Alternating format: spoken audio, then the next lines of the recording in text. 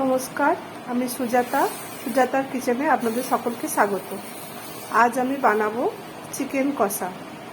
তার জন্য আমি এখানে 300 গ্রাম মতো চিকেন নিয়ে নিয়েছি। আমি একটু ইউনিক স্টাইলে বানাবো, তো আমি এখানে আলু ছোট ছোট করে কেটে ভেজে রেখেছি, তার সাথে মটরশুঁটি নিয়েছি। আর আমার কাছে আজ টমেটো আনা নেই, তাই আমি একটু টমেটো কেচাপ নিয়েছি। আপনারা টমেটো পিউরি ব্যবহার করতে পারেন। এখানে আছে আমার আদা রসুন বাটা, এখানে আছে আমি কাঁচা পেঁয়াজ কুচিয়ে নিয়েছি, এখানে আমি ফোড়নের জন্য রেখেছি জিরে, তেজপাতা, শুকনো লঙ্কা আর 2টো কাঁচা লঙ্কা চিড়ে রেখেছি, এটা আমি অ্যাড করব। আর এখানে আমি স্পাইসেস যোগ করব, হলুদ, জিরে গুঁড়ো, লঙ্কা গুঁড়ো, নুন। আমি যখন রান্নাটা করব সর্ষের তেলে আপনাদের দেখাচ্ছি। দেখুন, আমি কড়াইয়ে সর্ষের তেল ঢেলে দিয়েছি, তেলটা আমার গরম হয়ে গেছে। আমি ফোড়নটা এবার তেলে দিয়ে দেবো।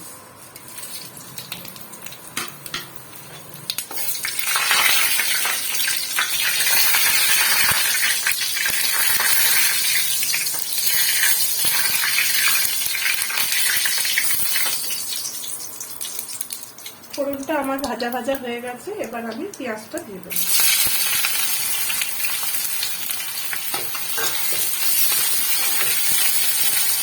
পেঁয়াজটা একটু ভাজা ভাজা করব। দেখুন, পেঁয়াজটা আমার সোনালি কালার নিয়ে নিয়েছে, ভাজা হয়ে গেছে। এবার আমি একে একে আদা রসুন বাটা,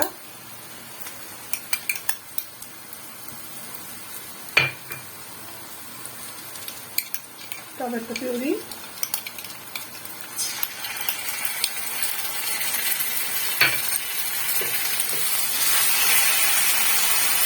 স্পাইসেসটা অ্যাড করব। এবার আমি মশলাটা একটু কষাবো। দেখুন, আমার মশলাটা কষানো হয়ে গেছে, তেল ছাড়তে শুরু করে দিয়েছে। এবার আমি এই আলু মটরশুঁটিটা অ্যাড করব এবং চিকেনটাও অ্যাড করব।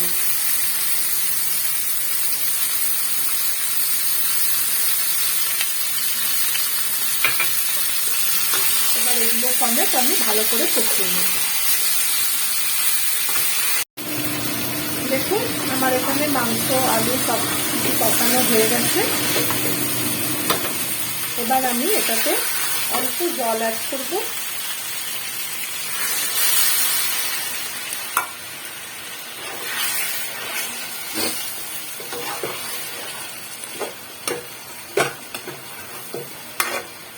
জল অ্যাড করব, কাঁচা লঙ্কাগুলো দিয়ে দেবো এবং ঢাকা দিয়ে গ্যাসটা সিমে করে দেবো। মিনিট 15 পরে আবার আমি আসছি। 10 মিনিট পর আমি ফিরে এলাম। মাংসটা আরেকবার নাড়িয়ে দেবো।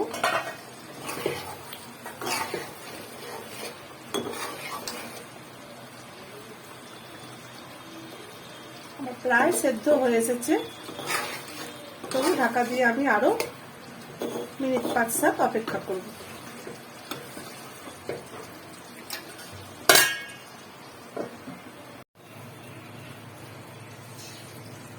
দেখুন, আমার মাংস পুরোপুরি সেদ্ধ হয়ে গেছে। মাঝখানে আমি 10 মিনিট পরে এসে একবার ঢাকাটা খুলে গ্যাস নাড়িয়ে দিয়েছিলাম, মাংসটা আবার ঢাকা দিয়ে রেখে দিয়েছিলাম। এখন আমার পুরোপুরি প্রিপারেশনটা রেডি।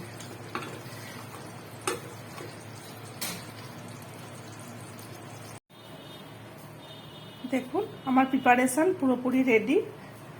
আমার রান্নাটা যদি আপনার ভালো লেগে থাকে তাহলে আমার চ্যানেলটিকে সাবস্ক্রাইব করে পাশে থাকুন।